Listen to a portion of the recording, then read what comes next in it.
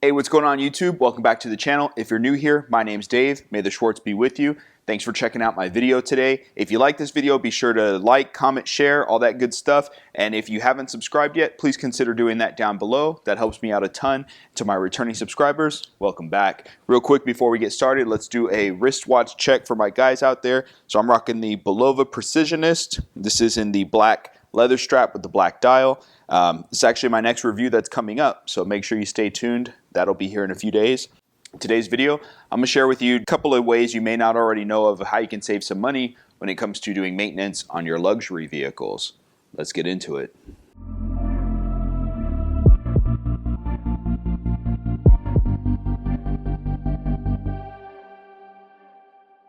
So taking a step back, my wife and I purchased a 2015 Lexus RC350 a couple years back, and we purchased it certified pre-owned, and that's a whole nother story. I'll do a video on that. But basically, the first 4 maintenances were included, and so some of those were a little more expensive than others, but basically we didn't have to pay for that.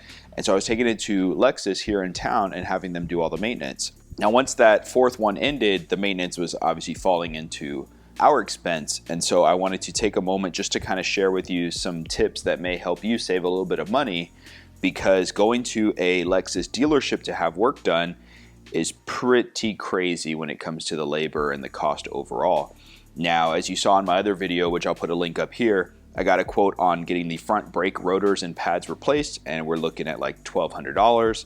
So ended up saving myself about $1,000 by not doing that. And you can check that video out for more. And here I have a alignment. So this was a 4-wheel alignment that we had done on our Lexus RC350. I didn't know any better at the time. Just went to Lexus to get it done. Total came out to $139.95.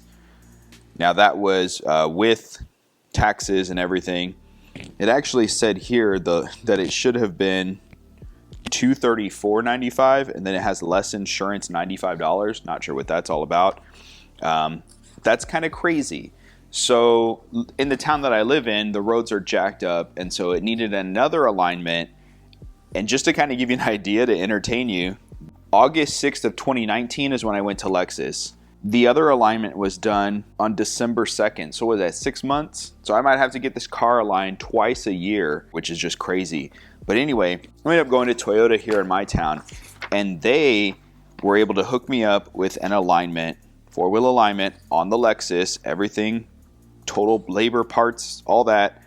It was $84.95. I actually had a competitor kind of discount that they matched for $74.95. So, and that's out the door, $74.95, half the price of Lexus, and they did it faster. I didn't need a loaner vehicle. I just sat there in the lobby and waited for a little bit, to took care of some other stuff, and they knocked it out, no problem.